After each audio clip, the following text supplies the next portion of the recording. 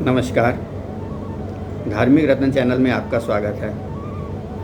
जैसा कि आप जानते हैं, आजकल हम इस चैनल के माध्यम से श्रीमद् भागवत की कथा धारावाहिक रूप में प्रस्तुत कर रहे हैं।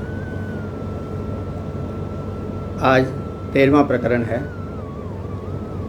पिछले प्रकरण में हमने आपको बताया था कि जड़ भरत ने किस तरह से राजा रहुगण को ज्ञान दिया था। उस कथा के अंदर जड़ भरत ने रहुगण को एक दृष्टांत दिया था, जो कि हम समय अभाव के कारण उस प्रकरण में शामिल नहीं कर पाए थे। अतः आज सर्वप्रथम हम उसी दृष्टांत को सुनाते हैं। जड़ भरत ने राजा रहुगण को सुनाया कि एक व्यापारी था, उसके बाद बहुत पैसा था और वो अपना सारा सामान और पैसे लेकर के व्यापार करने जा रहा था, परंतु वो स्वभाव से बहुत कंजूस था। उसने कोई अपने साथ सेवक वगैरह सुरक्षा के लिए नहीं रखे और वह अकेला ही सारा सामान लाद करके जा रहा था। रास्ते में जंगल पड़ा और उसको वहीं पर रात हो गई।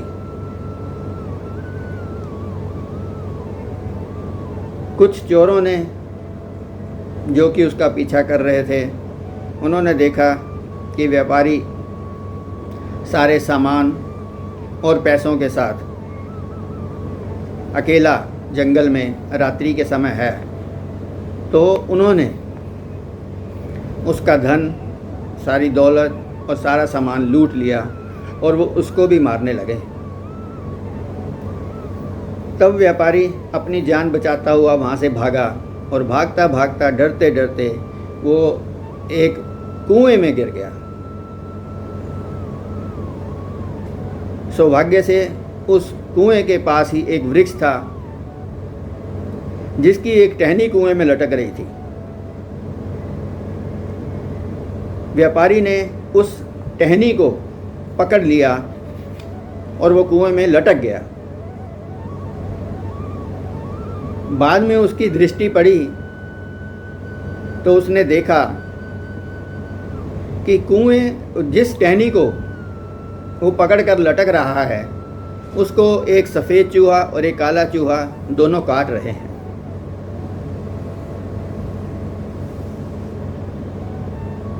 और फिर उसने यह भी देखा कि उस पेड़ के ऊपर एक मधुमक्खियों का छत्ता है, जिसमें से शहद की बूंद एक टपक टपक कर गिर रही थी और वह सीधा व्यापारी के होठों पे पड़ रही थी।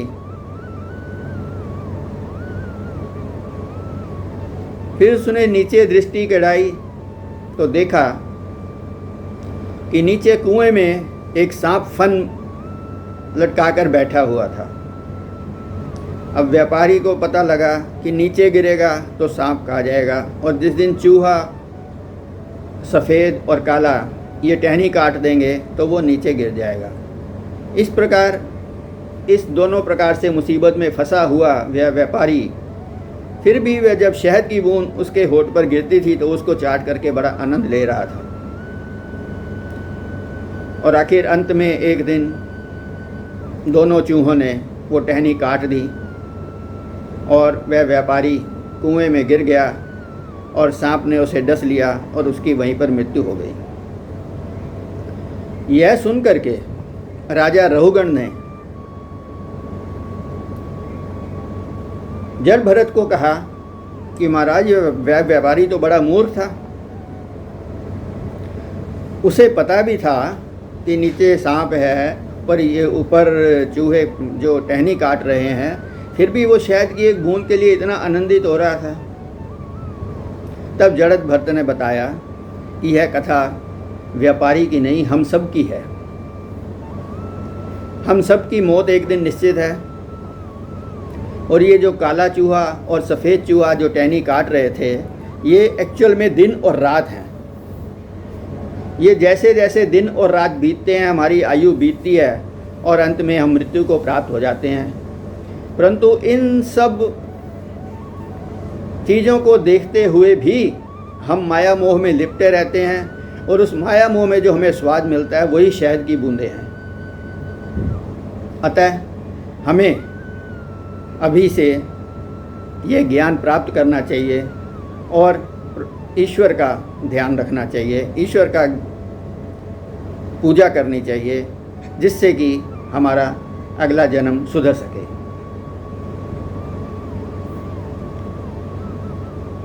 और इतनी कथा सुन करके राजा रहुगण को ज्ञान प्राप्त हो गया, जैसा कि हमने पहले बताया था, और वो भी परमेश्वर का तप करने के लिए चला गया। अब आगे कथा में सुखदेव जी ने परीक्षित को बताया कि गंगा का बहुत महात्म है। गंगा भगवान विष्णु के चरणों का धोवन है। जिस समय उन्होंने राजा बलि के यहाँ वामन का रूप धर करके अपने 3 पग में सारी पृथ्वी आकाश पाताल नाप लिए थे, उस समय जब भगवान का चरण ब्रह्मलोक में पहुंचा था तो ब्रह्मा जी ने कमंडल में उनके चरण धोए थे और कमंडल में जल रहा था, जो जल आया था वही गंगा के रूप में अवतरित हुआ। और गंगा नीचे धरती में 4 धाराओं में, अलग अलग धाराओं में आई। गंगा पतित पावनी है और सबके पाप धोने वाली है और गंगा का बहुत ही महत्व है। परीक्षित ने कहा कि आप मुझे इसको थोड़ा विस्तृत रूप से इसका महत्व समझाइए। तब सुखदेव जी ने कहा कि मैं इसके महत्व को समझाते हुए तुम्हें शिवजी और पार्वती की कथा सुनाता हूँ। एक बार शिवजी ने भी पार्वती को इसी प्रकार गंगा का महत्व बताया तो पार्वती जी ने कहा कि भगवान आप क्या बातें करते हैं। मैंने देखा है गंगा जी में तो बहुत सारे लोग जो हैं कुबड़े, गरीब और बहुत सारे लोग वहाँ हरिद्वार में रोज़ स्नान करते हैं, उनकी तो गरीबी तक दूर नहीं हुई, किसी का शरीर ठीक नहीं हुआ, तो उनको मुक्ति कैसे मिल सकती है। शंकर जी ने कहा अगर तुम्हें विश्वास नहीं है तो चलो हम इसको अभी आपको दिखा देते हैं। शंकर जी ने कहा कि मैं यहाँ पर एक कोड़ी के रूप में वृद्ध बन करके कोड़ी के रूप में बैठ जाता हूँ और आप 16 वर्ष की सुंदर कन्या बन के मेरे ऊपर से मक्खियाँ उड़ाओ। ऐसा कहते ही शंकर जी वहाँ गंगा तट पे बैठ गए कोड़ी के रूप में और उनके शरीर पर मक्खियाँ भिनभिना रही थी और पार्वती जी एक जो है सुंदर 16 वर्ष की कन्या के रूप में बैठ करके पंखा जल रही थी और उनकी मक्खियाँ उड़ा रही थी। वहाँ से बड़े लोग जा रहे थे, कोई पार्वती जी पर अलग अलग अपने अपने वर्णन कर रहा था। कोई कह रहा था कि यहाँ किसके साथ बैठी हो, हमारे साथ चलो। कोई कह रहा था कि देखो बेचारी कितनी जो है कर्मों की मारी हुई है कि उसको कैसा पति मिला है। कोई कुछ कह रहा था, कोई कुछ कह रहा था, लेकिन कोई भी उनकी इस स्थिति को सही तरह से समझ नहीं पा रहा था। जो भी कोई पूछता, एक व्यक्ति ने पूछा कि बहन आप यहाँ क्यों बैठी हो, तो उन्होंने उसको बताया कि हमें किसी महाराज साधु ने कहा है कि आप अपने पति को हरिद्वार में ले जाओ। जिसने भी 100 अश्वमेघ यज्ञ किए हैं वो अगर इनको छुएगा तो ये तुरंत वापस अपनी युवा अवस्था में प्राप्त हो जाएंगे।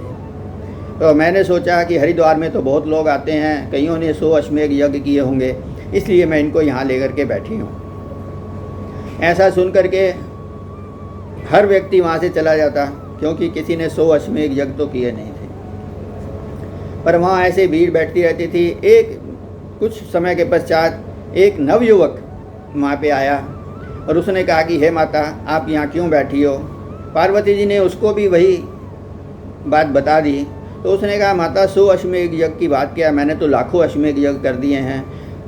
मैं अभी इनको छूता हूँ, मैं पहले गंगा स्नान करके आता हूँ। उसने गंगा स्नान करके 2 मिनट में आया और उसने जैसे ही अपना हाथ शिव जी को छुआ, शिव जी 18 साल के नवयुवक होकर के वहाँ बैठ गए।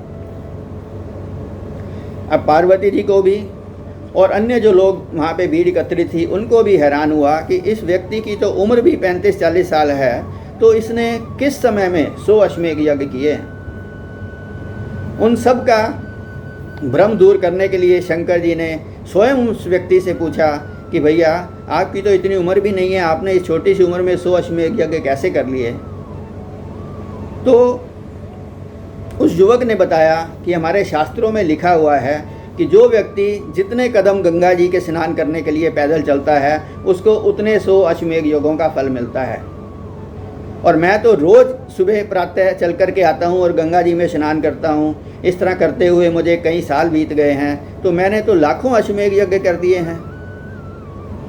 ऐसा कहा, उसने सुना, पार्वती जी ने सुना, सब ने सुना, सब बड़े हैरान हुए और सब लोग चले गए। शंकर जी और पार्वती जी भी वहाँ से अपना वो स्थान छोड़ करके चले गए। रास्ते में शंकर जी ने पार्वती जी को बताया कि देखो, जो व्यक्ति भी श्रद्धा के अनुसार शास्त्रों की बात में विश्वास रखता है उसको शास्त्रों में लिखी गई बात का फल जरूर मिलता है।